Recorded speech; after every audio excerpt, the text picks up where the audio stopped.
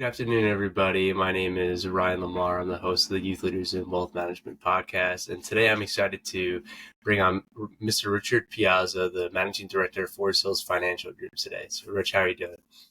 I'm really well, Ryan. How are you?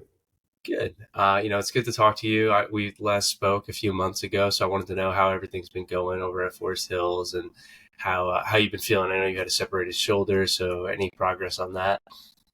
Yeah, at FHFG, things are going great. We've had a great first half of the year, personally and as well as a firm. I did start off the year, as you mentioned, separating my shoulder at the beginning. It was middle of January, and did like 3-4 months of PT, and not 100%, but pretty good. Went on a couple of vacations, and doing as well as can be. Appreciate you Um, asking. I'm glad you're doing as well as you can. I know you mentioned that you're just getting back into the swinging a golf club, so I hope that your golf score isn't hurting too much. Yeah, when I said I got back to swinging a golf club, I meant like 5 times, not going to the driving range or actually playing rounds. I'm still a bit off from that, but it's nice to be able to actually have the movement and not feel too much pain for sure. Certainly. Well, Yeah, I know that will get and better. now when I play poorly, I could just blame it on that. Absolutely. Well, Rich, kind of starting off the conversation today, I wanted to ask you what made you pursue a career in the wealth management industry? Um, you know, I don't know that I would have answered this when I actually set out to pursue a career in wealth management. But with the benefit of hindsight, I think one of the driving forces behind what I do today and why, I find a lot of adulation in doing it is, pardon my French, but I think our education system is potentially second to none here in the United States. But I think we do a piss poor job of educating our young men and women on what to do with money. We send them to school. You get a hopefully a high school degree. You go on to college potentially. You get a 4-year degree or a 2-year degree. Then maybe you even get your master's or some other higher degree beyond that. And irrespective of when you graduate and you enter the workforce, whether it's through a trade or through some skills that you learned in school, you're going to earn money. And we don't really empower and prepare, I think specifically young men and women as they're exiting school, like what to do with money constructively. And it's not until life starts to, like they say, like wag the dog, like the tail wags the dog, like until you're like, hey, you know what? Most people don't really do the intentional things until they start getting life a little bit more organized, whether that be because they have a significant other or making a bigger purchase. And time is your friend. And the sooner you learn what to do and empower, like my job is to empower people through education, give them a vote on what they want to do with their dollars. So that's kind of the driving force behind why I'm in this line of work and what keeps me motivated and excited each and every day. It's a really great sentiment, Rich. Being almost an educator financially to people, showing them what they can actually do with their dollars and giving them more of a choice, right? Rather than just mindlessly spending or having to give most of it to a tax bill, right? So you're completely changing the game in the sense that we're not taught how to do any of this stuff in school, right? Like I just graduated high school almost 4 years ago now. They didn't teach me how to write a check or what filing taxes were or how much tax comes out of my paycheck, anything like that. So it's our job as people in this industry to help inform and educate the public and hopefully just make people have better lives in the sense that they have more control over their money. So I definitely agree with that sentiment there. So kind of transitioning from that, I wanted to ask you about a little bit about your time in college and how did you get your first opportunity when you were graduating? So in college, I started off as an electrical engineering major and switched majors to finance and economics. Sourcing my first job and pretty much every job since then, I think, was done via my network. I applied to many jobs out of school, but the job that I ended up getting was because through my uncle, his neighbor knew a guy, and my resume ended up on the top of a pile, which got me an interview. And from there, it was up to me to kind of land the gig. But I just casting as many lines in the water and leveraging a network. And back then, that was in 2000. I don't know when LinkedIn was created, but I'm confident that I didn't use LinkedIn to source my first like 2 or 3 jobs. So it's gotten a bit easier to do it, and maybe in some ways more difficult because the competition is ramped up. And yeah, I think resumes and what have you have become diluted in a sense, and AI is kind of skimming through things. So just the value of your network and leveraging the people that and building relationships, leveraging those relationships is what I did to get my first job, and it's pretty much what I've done to land every job since. Yeah, the importance of networking is crucial when it comes to finding your opportunities within this industry, right? Um, I heard a great quote, and it's not about what you know. It's not even about who you know. It's about who knows you, right? So to be able to have people in your network know that you're interested in jobs, and keeping them in yourself in the forefront of their mind when it comes to new opportunities can be so important. Just one little connection can be life changing in the sense that you can find your career and stick with it. I've heard so many stories of one person that you connected with, and all of a sudden you're landing a job at wherever they work, and then you spend your whole career there, and you make a lot of money, you're very happy. It's just little tiny steps. So like you said, casting a bunch of lines is super important. Yep. And I would also add, I think you need to create opportunities for yourself. Right? Sometimes opportunities don't exist, and you might be ahead of the curve, whether it's like you're early to market with an idea or what have you, and you have to generate opportunities for yourself. But again, it's going to be through your network where you're going to find partnerships and allies that'll help you do what you want to do. So it is like you said, who you know, but also who knows you, because Yeah, you need them as that ambassador for you. definitely. So, I kind of had another question off of that, kind of more about what your job is, right? So, would you be able to go over like day to day or week to week responsibilities that you have as a managing director at Forest Hills, and just give us a little insight onto what you actually do? Yeah, so I can break that into, I think, 2 major categories. So I'm a financial planner, wealth manager. So I think a lot of people hear that and their brain goes someplace, whether it's because of a job description or experience they have working with somebody in that space. I think a lot of people think that's like specifically just investments, but it encompasses a lot more than that. So we help clients, as you mentioned, like life is dynamic, and your life's going to change over time. What your goals and objectives are going to change. What your concerns are going to change. Um, the type of risks you're going to employ in your global plan. So we help our clients with risk mitigation, cash flow management, growth of their assets. So that's through life insurance, disability insurance, investment planning, tax planning, cash flow planning. You name it. The software we use has 19 different topics that we will consult with them on. Not all of them are we licensed to give advice on, but that's where we want to be a general manager or like the quarterback of their plan, right? Where their trusted estate attorney might be doing one thing, but we want to make sure that what we're doing is rowing in the same direction. We want to make sure their CPA is doing the same thing, and that all those folks, whether it's property and casualty agents, mortgage bankers, their realtor, whoever is, key in their world, almost like they're knights of the round table. We just want to make sure that as their central nervous system, as their financial advisor, that we're coordinating all those individual plans. So on a personal level, I have my own personal practice. I'm prospecting and consulting with my clients. again, helping them with insurance planning and investments.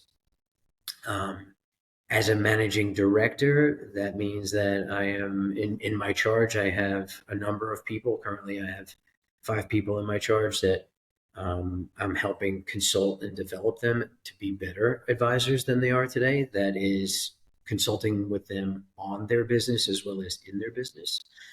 So I recruit, train, and develop people into our line of work and then help them help their clients.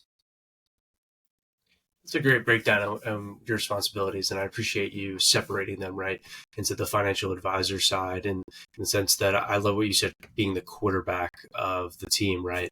If you want to run the ball, there's a specialist for that, to running back, right? So you got a state attorneys, you have accountants, tax professionals, stuff like that, to really have the certain specialties that you may need. But being the quarterback is such an important job, and a team can't be led without one, right? So I think that's definitely a job of a financial advisor, to be like a family's quarterback in a sense. And so I really like that analogy. And then on the managing director side, to be able to help develop other financial advisors is so crucial, because this is an industry that would benefit more from collaboration than competition, right? So the clients would have a better off experience if we all work together to provide a better client atmosphere, experience, whatever it may be, right? So, using your skills and your experience over time to help other people is so valuable. I'll add one point because you brought something to light, and it's something that definitely should be expanded upon just a little bit. You talked about like, I don't talk badly about peers, right? If we have competitors in this space, I try to lift them up. I try to pump them up. I think more people should be working. I think people could benefit from work talking to a therapist. I think people benefit by going to, like I went to for physical therapy for my shoulder, right? I probably could have rehabbed my shoulder on my own. It would have taken longer. I probably wouldn't have made as much progress. The outcome may have not been as positive, but because I decided I was going to work with a professional, my outcomes are probably improved. I think more individuals should be working with people like myself in our industry, and bad mouthing our competition is not what we need to be doing. We need to be kind of lifting each other up and promoting each other, because there's plenty of business to go around. There's no reason to be trying to cannibalize stuff. There's a lot of people out there that can use our help that don't seek it, and I think as an industry we can be doing a better job to kind of promote that.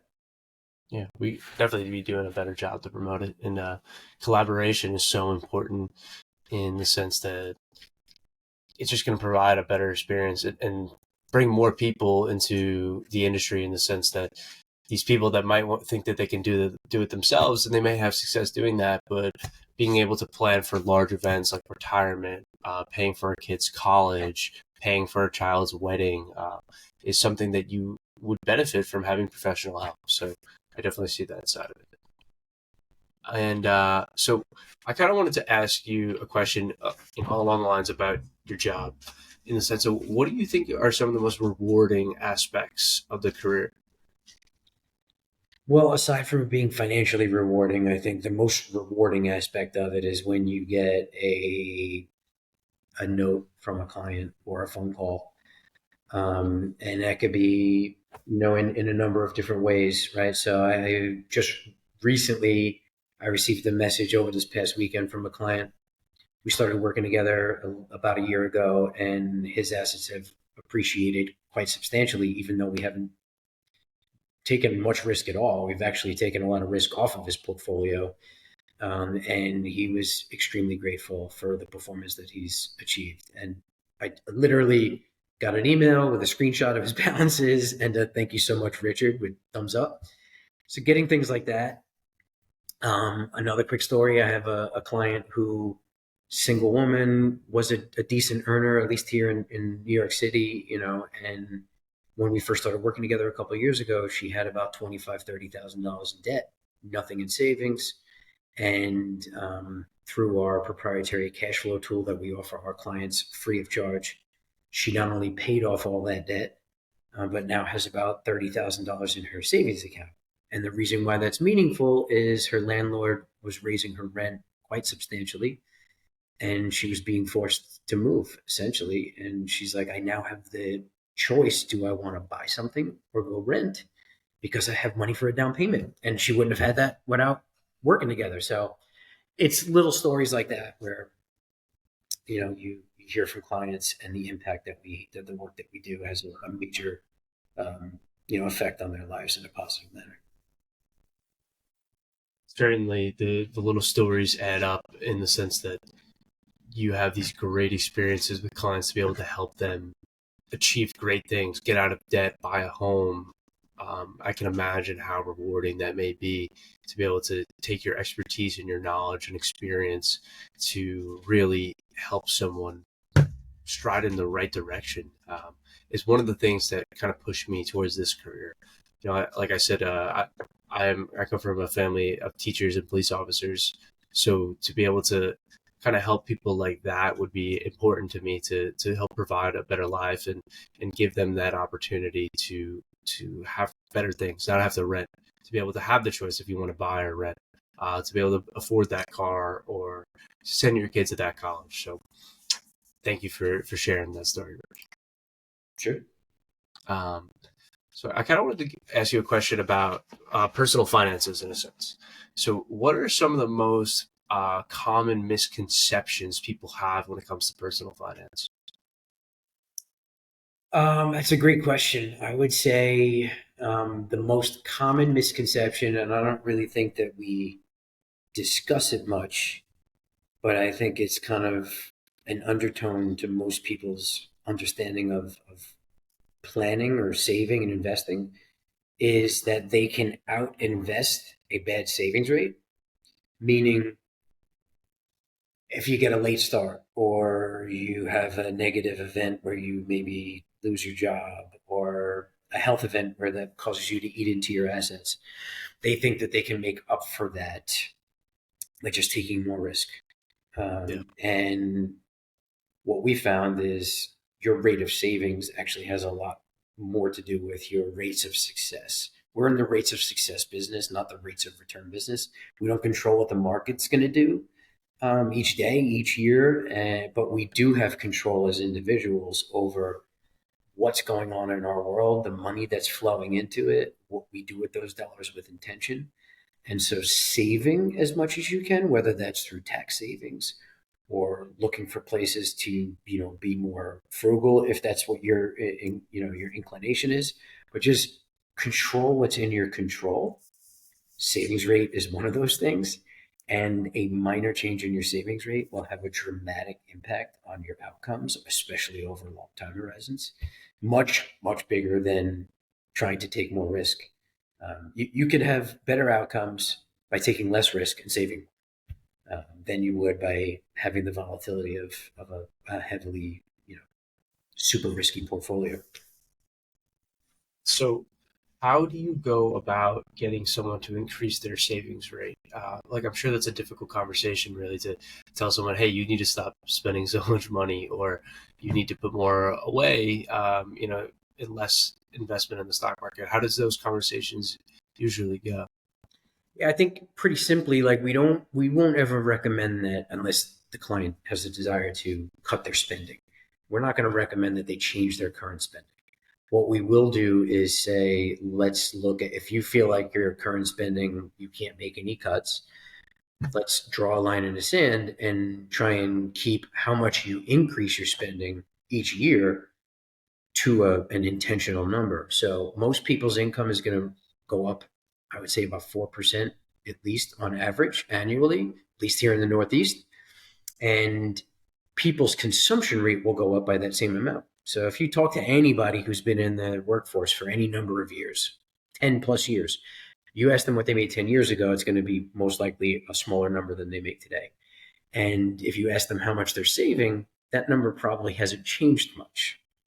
And so it's because as they get that bonus or the merit increase, they go from driving a Toyota to a Lexus, or they move to a bigger home, or whatever it may be. They're eating steak instead of chicken, buying nicer bottles of wine. And while we should enjoy the fruits of our labors, instead of, if your income goes up by 4%, instead of having lifestyle creep go up by 4%, have it go up by 3%. So you're still getting a lifestyle raise. And over time, you're going to be living a much better lifestyle than you were 5, 10 years ago or 20 years ago. But if you capture that 1% delta each year, we have a tool that shows the difference.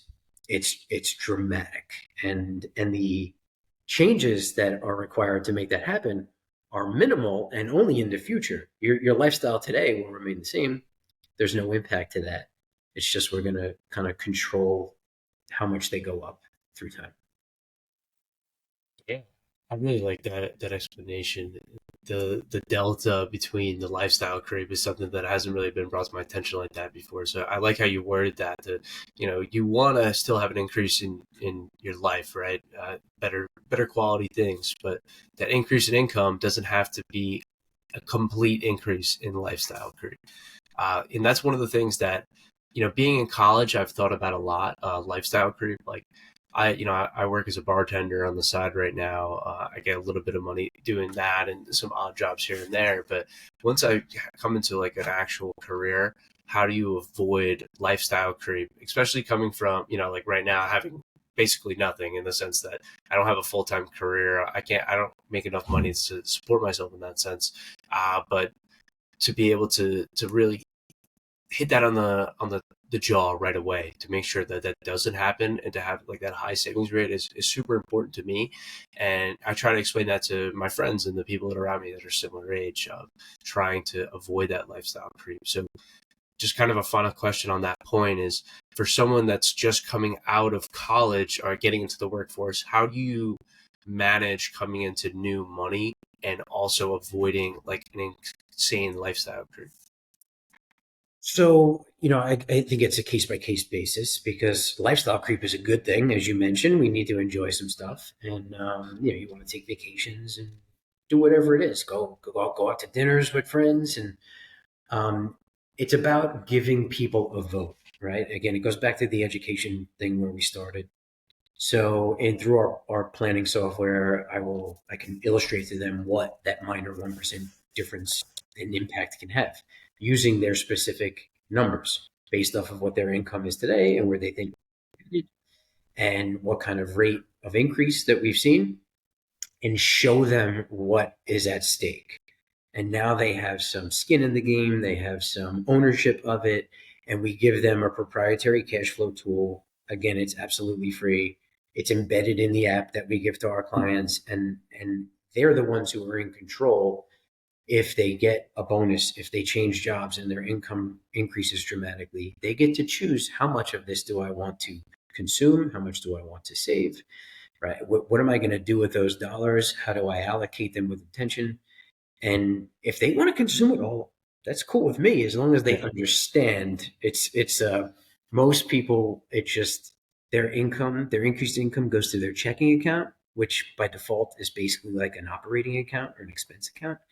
And so it's designed to spend, and it will get spent. If it goes there and you don't do anything with it, it's going to end up in the hands of somebody else. Yeah, sorry. I appreciate the insight on that. And then, kind of a final question I have for you is, Youth Leaders Wealth Management is committed to helping students and young professionals acquire jobs and land successful careers, right? So, what's some advice you would give to someone that is looking to get into the industry of wealth management? Wealth management is a huge kind of sector, if you will, right? I started my career in wealth management on the institutional side of the business. What I do today is dramatically different. I think the advice I would try and I'm passionate about.